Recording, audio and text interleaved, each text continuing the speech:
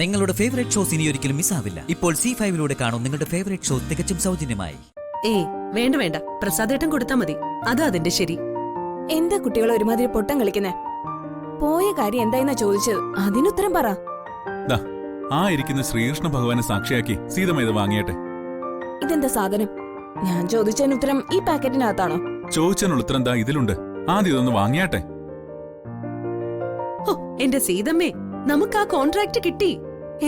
നമുക്ക് മാത്രമല്ല, പ്രസാദേട്ടനും. ആണോ? ഈ പ്രോഗ്രാമുമായിട്ട് ബന്ധപ്പെട്ട മുഴുവൻ കാര്യങ്ങളും അമ്മ ഇവന്റ്സും നമ്മളും കൂടി ചെയ്യുന്നു. ഇതിനു വേണ്ടി ഞങ്ങളെ നിർബന്ധിച്ച് അവരോട് സംസാരിക്കാൻ അയച്ചതേ സീതമ്മയാ. ആ ഒരു ശുഷ്കാന്തിക്ക് പ്രസാദേട്ടൻ വാങ്ങിയ ഗിഫ്റ്റാ ഇത്. സീതമ്മ വാങ്ങിയാട്ടെ. സമാധാനമായി. നിങ്ങൾ പോയ നേരം തൊട്ടേ എനിക്കൊരു അങ്കലാപ്പായിരുന്നു. ഇപ്പോഴാ സമാധാനമായത്. അതാ പറഞ്ഞത് സീതമ്മ ഇതൊന്ന് വാങ്ങാൻ. പിന്നെ സമ്മാനം ഇതുകൊണ്ട് അവസാനിക്കുന്നില്ല, ഇനിയും വരും. വർക്കൊന്ന് കഴിയട്ടെ. സമ്മാന പെരുമഴയായിരിക്കും. എനിക്കെന്തിനാ ഇങ്ങനെ സമ്മാനങ്ങൾ? ഈ കുട്ടികളുടെ സന്തോഷമാണ് എനിക്ക് കിട്ടാവുന്ന ഏറ്റവും വലിയ സമ്മാനം. അവരിപ്പോ അനുഭവിക്കുന്ന ബുദ്ധിമുട്ടുകൾ എനിക്ക് അറിയാവൂ. ഈ ഒരു വർക്കൊണ്ട് തൽക്കാലത്തേക്ക് അതിനൊരു സമാധാനം ഉണ്ടായ അത് തന്നെ ധാരാളം. എന്നാ ഇനി ഞാൻ പോട്ടെ. അവിടെ അമ്പലത്തിൽ കുറെ പണികളുള്ളതാ.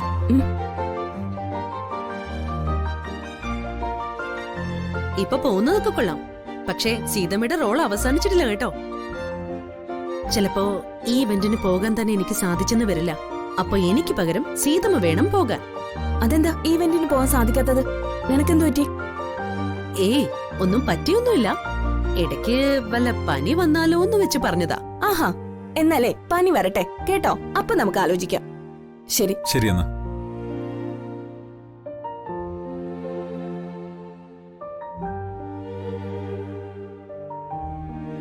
പാവം, സ്വാർത്ഥത എന്തെന്നറിയാത്ത സ്ത്രീയാ സീതമ്മ.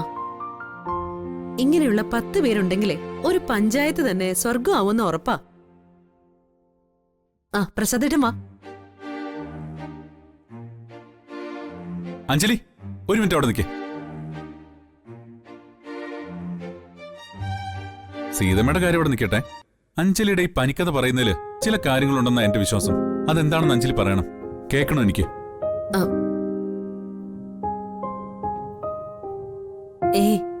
ഞാൻ വെറുതെ ഒന്നുമല്ല.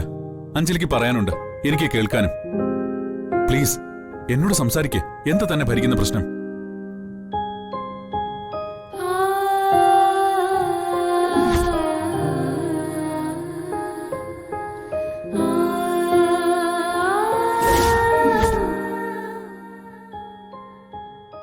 ഒരുപാട് കഷ്ടപ്പാടുകൾ അനുഭവിച്ച് 3 കുട്ടികളുടെ ഉത്തരവാദിത്വവും ചുമലിലേറ്റിയ ഞാൻ ഈ നാട്ടിലേക്ക് വന്നത്. അവർ ചിരിച്ചാഹ്ലാദിച്ച് ജീവിക്കുന്നത് കാണാൻ വേണ്ടിയാ ഞാൻ നിരന്തരം അധ്വാനിക്കുന്നതും. പക്ഷേ അതുപോലെ നിലനിർത്താനാവാത്ത സാഹചര്യങ്ങൾ വന്നു ചേരുന്നോ എന്ന് ഞാൻ സംശയിക്കുന്നു. സോറി അഞ്ജലി. അഞ്ജലി പറയുന്നൊന്നും എനിക്കങ്ങോട്ട് പൂർണ്ണമായിട്ട് മനസ്സിലാവുന്നില്ല. ഒരുപാട് ദുഃഖങ്ങളുടെയും പ്രയാസങ്ങളുടെയും കഥ പറയുന്നുണ്ട്. പക്ഷേ അതിന്റെ ഒന്നും കാര്യകാരണങ്ങളെ കുറിച്ചാ വ്യക്തമാവാത്തത്. അഞ്ജലി ആരെങ്കിലും പേടിക്കുന്നുണ്ടോ? അല്ലെങ്കിൽ വെറുപ്പ്, വിരോധം, പക?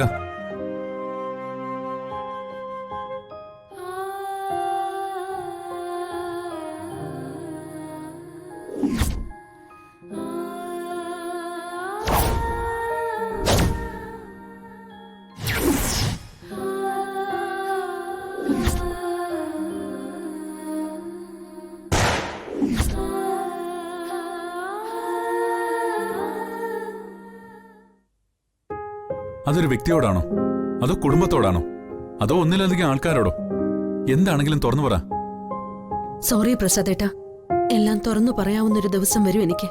ഇന്നല്ല, പക്ഷേ അന്ന് അതെല്ലാം ആദ്യം കേൾക്കുന്നയാൾ പ്രസാദേട്ടനായിരിക്കും.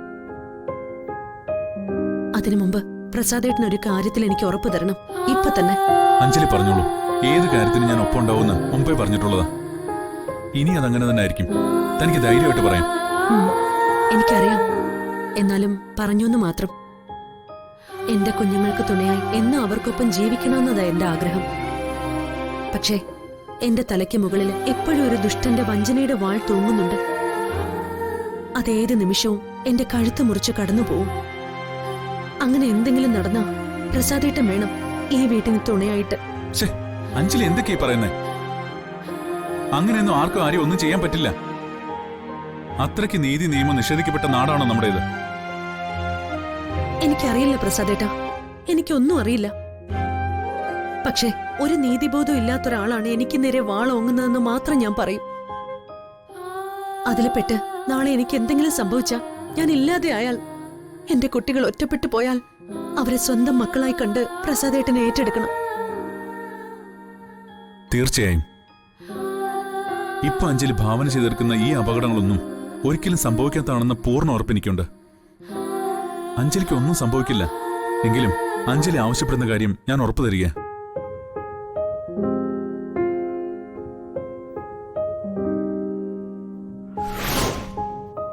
അഞ്ജലിയുടെ അനുജത്തിമാരും അച്ചൂട്ടനും എനിക്കും സ്വന്തം മക്കളെ പോലെയാണ്.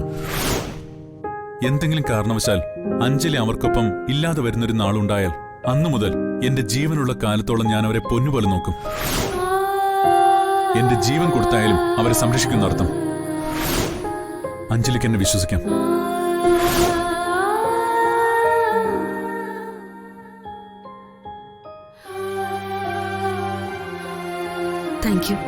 താങ്ക് യു വെരി മച്ച് പ്രസാദേട്ടാ. Thank you very much.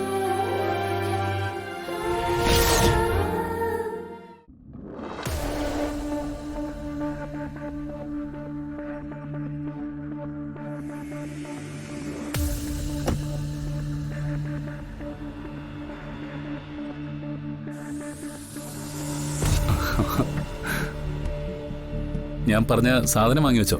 വാങ്ങിച്ചു. പുറകിലെ സീറ്റിൽ വെച്ചിട്ടുണ്ട്. മോന്റെ ബാഗും ബുക്കൊക്കെ ഇവിടെ മുൻ സീറ്റിൽ ഇരിപ്പുണ്ട്. ശരി, കീ എടുക്ക.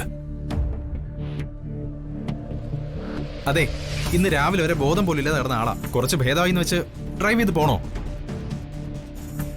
വേണമെങ്കിൽ ഞാനൊരു ടാക്സി വിളിക്കാം, അല്ലെങ്കിൽ ഞാൻ ഡ്രൈവ് ചെയ്യാം. നീ പോടാ, എനിക്കൊരു കുഴപ്പമില്ല. ഇനി അഥവാ എന്തെങ്കിലും കുഴപ്പമുണ്ടെങ്കിലേ ദാ എന്റെ അച്ഛൻ നോക്കിക്കോളും. അല്ലേ മോനെ? അതൊക്കെ സന്തോഷം. പക്ഷെ ഈ വിവരം ഭവാനിയമ്മ അറിഞ്ഞ എന്നെ ആയിരിക്കും തല്ലുന്നേ. ഞാൻ ഇന്ന് തല്ലുകൊണ്ട് ചാവും. അതിന് അമ്മ ഇവിടെ ഉടനെ വന്നാലല്ലേ? എനിക്ക് തോന്നുന്നതേ അമ്മ അവിടെ ഭജന ഇരുന്ന് വലിയൊരു സ്വാമിനിയാവൂന്ന. നീ അതങ്ങ് മറന്നേക്ക്. കുറെ തവണയായിട്ട് ഞാൻ അച്ചുവിന്റെ അമ്മയെ കാണാൻ ശ്രമിക്കുക. ഇതുവരെ അത് സാധിച്ചിട്ടില്ല. ഇന്നെങ്കിലും അത് സാധിക്കണം.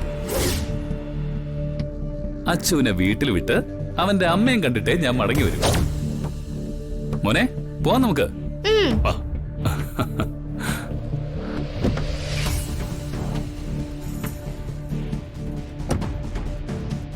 അടുത്ത് തന്നെ കോടതിയിൽ കേസുണ്ട്. അതിന്റെ കാര്യത്തിന് വക്കീല് വല്ല ലാൻഡ് ഫോണിൽ വിളിച്ച എന്റെ മൊബൈലിൽ വിളിക്കാൻ പറ. ശരി സാർ.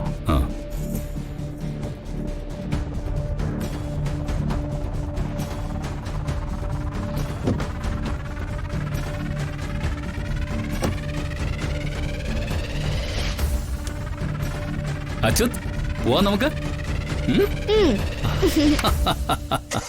ഡൗൺലോഡ് ചെയ്യൂ C5 ആപ്പ്. കാണൂ എല്ലാ എപ്പിസോഡുകളും സൗജന്യമായി.